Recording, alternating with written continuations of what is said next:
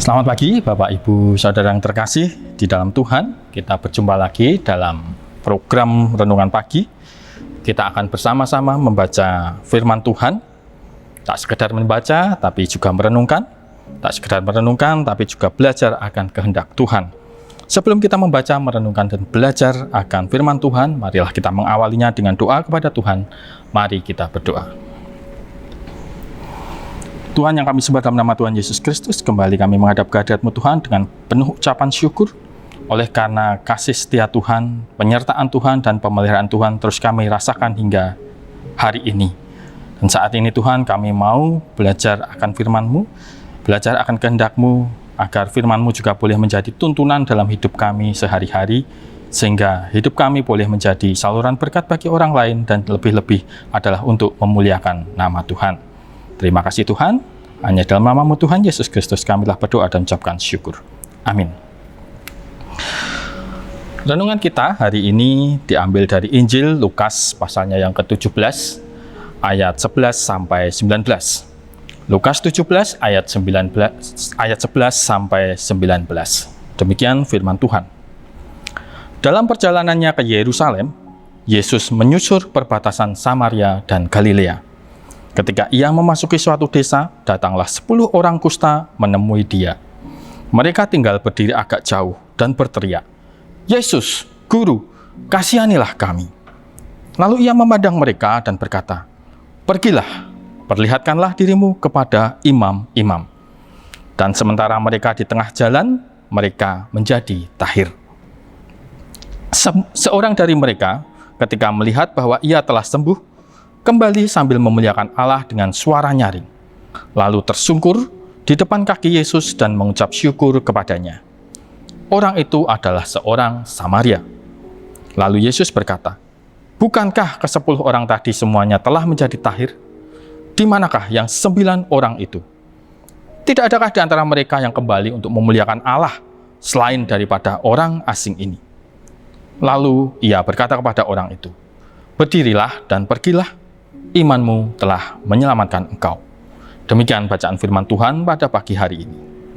Bapak, Ibu, Saudara yang terkasih dalam Tuhan, dituliskan bahwa Yesus ketika berjalan menuju Yerusalem, menyusuri perbatasan Samaria dan Galilea.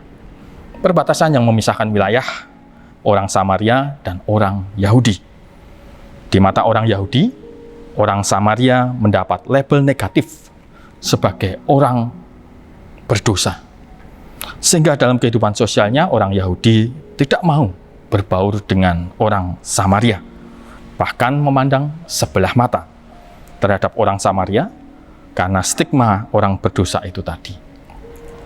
Label negatif yang akan terus melekat pada mereka, tidak peduli bikin dosa atau tidak. Di sini orang Yahudi menganggap diri mereka lebih terhormat posisinya dibanding orang Samaria. Di situ Yesus dihampiri oleh 10 orang kusta yang berdiri agak jauh dan berteriak, "Yesus, Guru, kasihanilah kami." Dari 10 orang kusta ini ternyata ada yang Yahudi, ada juga orang Samaria. Ironisnya dalam kondisi sakit mereka bisa kumpul, mereka bisa rukun, tidak saling mengganggu. Beda cerita ketika semua dalam kondisi sehat. Tidak mau kumpul, tidak bisa rukun, bertikai terus, iya. Penyakit ternyata bisa mendamaikan. Jadi dalam kondisi sakit, mereka merasa senasib. Senasib dalam hal dikucilkan masyarakat, disingkirkan, dipinggirkan, dimusuhi, dianggap hina, najis, dan terkutuk. Memang seperti itulah yang dirasakan oleh orang yang sakit kusta pada waktu itu. Karena memang itu yang berlaku di tengah masyarakat. Orang kusta harus dikucilkan karena dianggap najis. Jadi beban orang yang sakit kusta, selain penyakitnya itu sendiri, juga beban sanksi sosial dari masyarakat. Dan ini sangat berat dirasakan. Tidak heran ketika mereka bertemu Yesus, yang diteriakkan bukan "sembuhkanlah kami", tapi "kasihanilah kami". Karena memang kondisi mereka sangat kasihan. dan sangat mengharap belas kasihan, supaya tidak lagi menjadi kaum yang terpinggirkan. Harapan itu muncul ketika mengetahui Yesus ada di dekat mereka. Mereka tentu berharap Yesus akan membebaskan mereka. Tentu sebelumnya mereka sudah mendengar tentang Yesus. Siapa Yesus itu?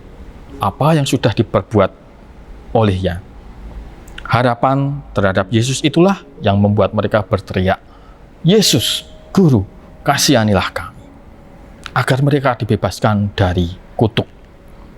Ya, memang orang yang sakit kusta adalah orang yang terkutuk. Ada banyak penyakit pada masa itu. Ada lumpuh, ada buta, macam-macam. Tapi penyakit-penyakit itu tidak ada yang disebut terkutuk. Yang disebut terkutuk hanya yang sakit kusta. Untuk orang yang telah sembuh dari penyakit kusta ini, dia harus melaporkan diri kepada imam. Nanti imam inilah yang akan memeriksa dan menyatakan dia sudah sembuh atau belum. Kalau dinyatakan belum, dia harus kembali ke pengasingan. Kalau dinyatakan sembuh, dia bisa kembali ke masyarakat, kembali ke kehidupan sosialnya. Makanya Yesus kemudian berkata, "Pergilah, perlihatkanlah dirimu kepada imam-imam." Itu artinya bahwa sejatinya mereka telah disembuhkan. Sekalipun saat mereka belum beranjak dari hadapan Yesus, kesembuhan itu belum mereka rasakan. Kesembuhan yang diberikan sebagai respon atas teriakan mereka, "Kasihanilah kami." Tuhan Yesus memberi belas kasihan, mengasihani mereka, dan membuat mereka sembuh. Kesembuhan yang mereka rasakan, mereka sadari ketika mereka tengah dalam perjalanan untuk memperlihatkan dirinya kepada imam-imam. Disebutkan bahwa di tengah jalan mereka menjadi tahir. Yang menjadi tahir bukan 1, 2, atau 3 orang, tapi semuanya. Ke-10 orang kusta itu sembuh seluruhnya. Bapak, Ibu, Saudara yang terkasih dalam Tuhan, kita bisa bayangkan.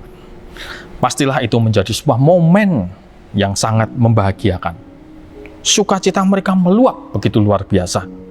Ketika mereka merasa penyakit mereka diangkat, aib mereka juga dihapuskan. Dalam sukacita itu semestinya mereka ingat terhadap sumber yang memberikan sukacita. Dari mana sukacita itu berasal? Dari mana kesembuhan itu berasal? Semestinya mereka ingat Yesus. Semestinya mereka kembali kepada Yesus. Tetapi yang 9 tidak melakukannya. Yang dilakukan adalah mereka tetap pergi, melapor kepada imam, dan kembali ke keluarga, karena mungkin yang ada di benak mereka hanya itu. Yang menjadi tujuan dalam pikiran mereka hanya itu. Keinginan diri sendiri yang mungkin sudah terendap sekian lama, itulah yang hendak mereka puaskan. Hasrat melampiaskan yang sedemikian kuat inilah yang membuat pikiran mereka terfokus hanya ke situ. Berbeda dengan satu orang yang kembali kepada Yesus. Kebahagiaan yang membuncah tidak membuat orang ini melupakan Tuhan. Tidak serta-merta memprioritaskan kepentingan pribadinya. Satu orang ini adalah orang Samaria. Ketika menyadari dirinya sudah sembuh, segera berbalik kepada Yesus sambil memuliakan Allah, tersungkur di depan Yesus, menyembah dan mengucap syukur karena dia sudah disembuhkan.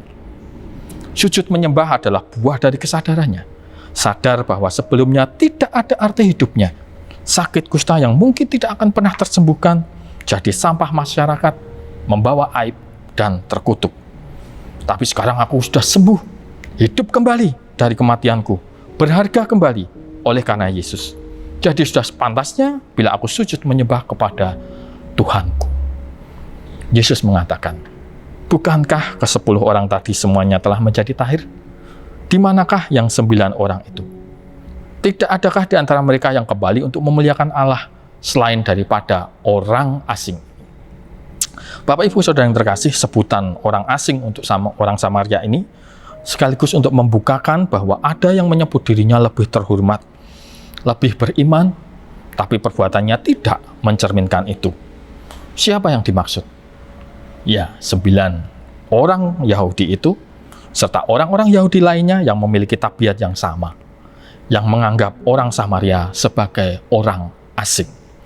Si orang asing ini yang mendapat predikat orang berdosa justru tahu apa yang harus dilakukan setelah menerima berkat Tuhan. Dia mendapatkan kesembuhan dan mendapatkan hidupnya kembali. Dia tahu itu dari Yesus. Orang Samaria yang dipandang sebelah mata dianggap rendah oleh orang Yahudi. Yang dilabeli orang berdosa oleh orang Yahudi itu kembali kepada Tuhan.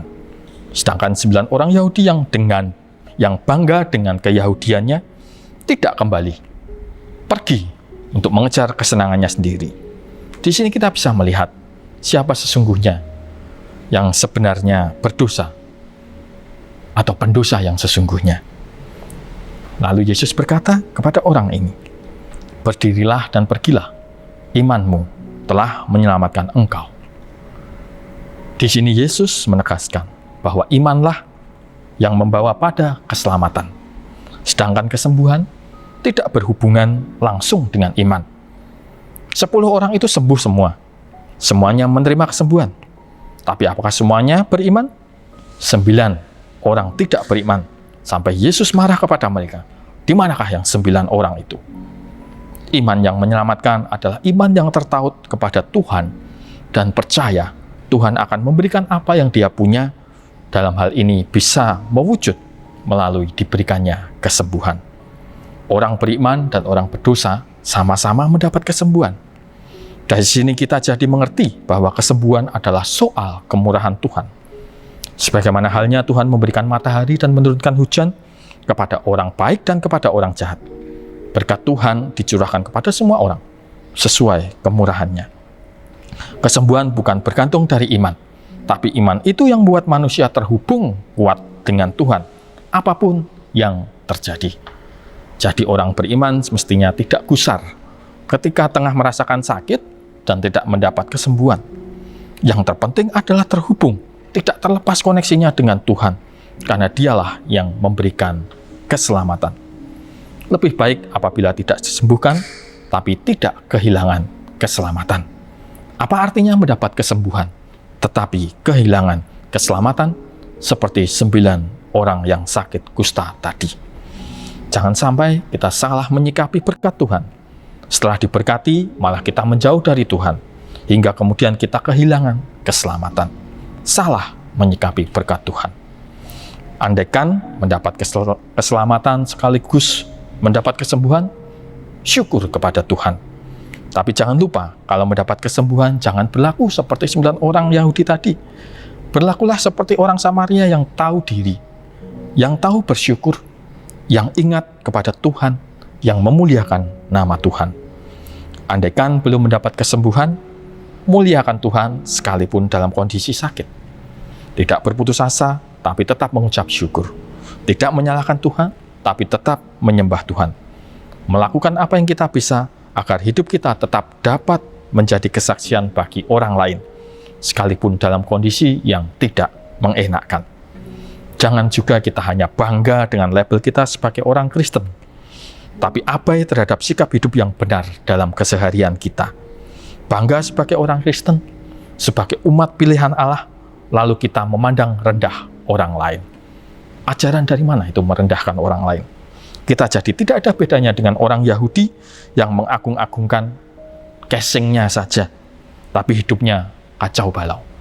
Lebih baik kita dianggap sampah, terpinggirkan, dipandang sebelah mata, tapi hidup kita memuliakan Tuhan. Amin. Mari kita berdoa.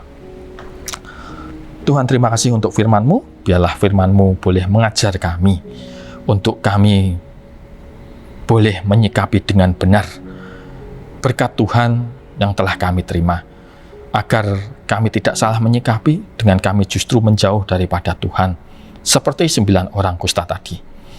Biarlah kami juga mencontoh orang Samaria yang tahu betul dari mana sumber berkat itu, untuk mengucap syukur, untuk menyembah kepada si pemberi berkat, sumber sukacita.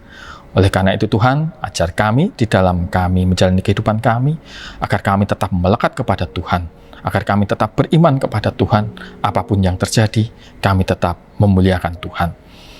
Kami mengucap syukur atas firman-Mu.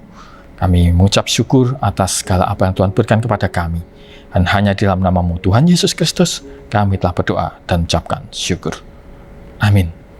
Terima kasih.